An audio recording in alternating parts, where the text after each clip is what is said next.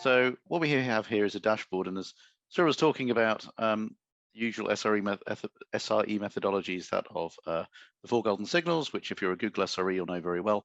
But the other thing that kind of Grafana stands behind is RED, or rate, error, and duration. That is the rate of requests coming into your services, the number of errors that are actually occurring from all of those requests, and the durations that are occurring for those requests. You kind of get the average duration, the average number of errors that are coming out, and your average request rate, and that tells you whether your service is working well or not.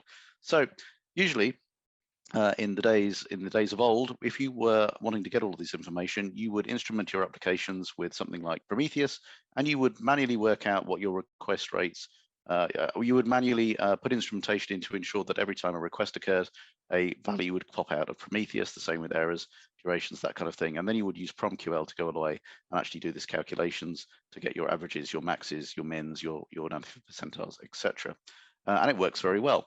But with the advent of traces, what's even more useful is that because you have something like Grafana Agent, which is acting as a proxy before sending all of this information onto the likes of Tempo, Grafana Cloud Traces, or Grafana Enterprise Traces, what we can do is something very clever. Because Grafana Agent is going to be looking at all of the spans for a particular trace anyway, we can actually get metrics out of it. Because it can see the length of the spans, because it can see how many spans there are in a trace, because it can see all of the span metadata that actually goes into a particular trace, such as we spoke before, the HTTP method, the target, anything that the either auto instrumentation has decided to put in a span, or that you've decided to put in a span from manual instrumentation.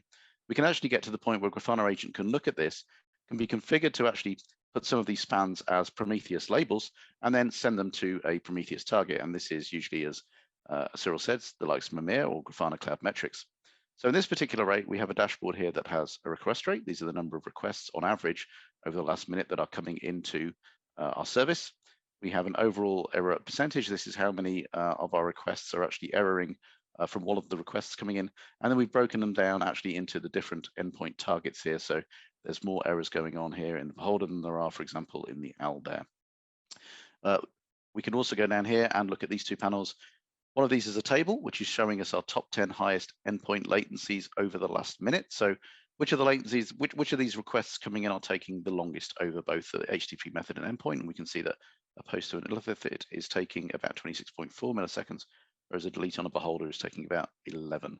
And finally, we have another little panel here, which is essentially the same data, but as a graph, but over the last 10 minutes. So this is actually really useful. We can get red metrics out of just sending trace spans to our Grafana agent.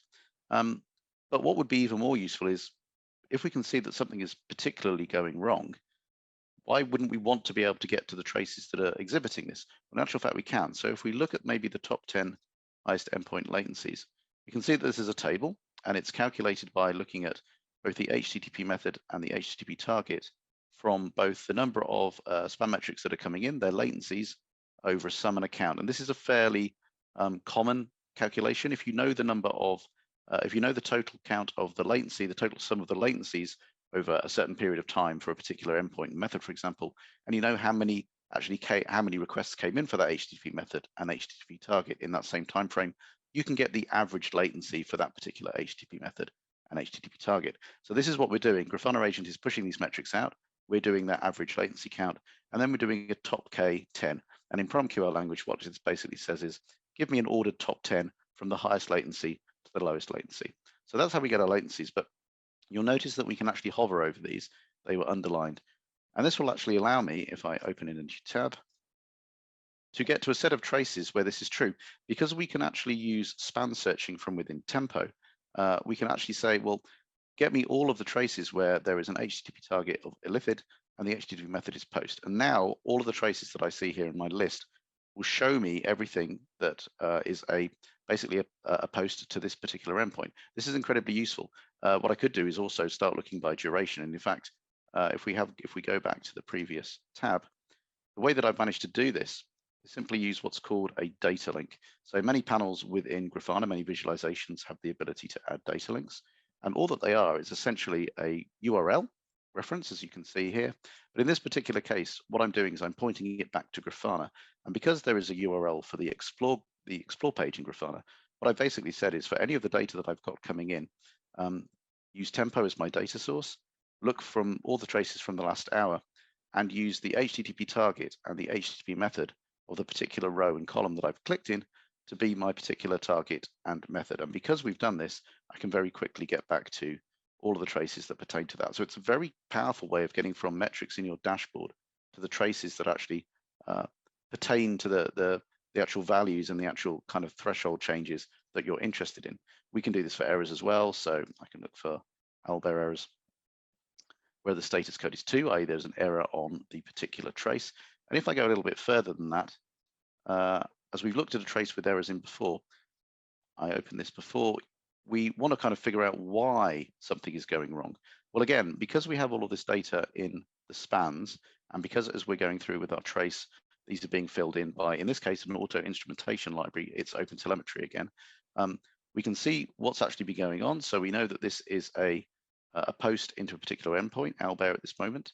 We can see that Postgres is being told to insert a value into the Albert table, but something is going wrong. But because we're actually using auto instrumentation, it fills in the response from that database, and we can see that we have a status code of 2, which happens to be an OpenTelemetry error, and we have a status message that says null value in column name of relation Albert violates non-null constraint.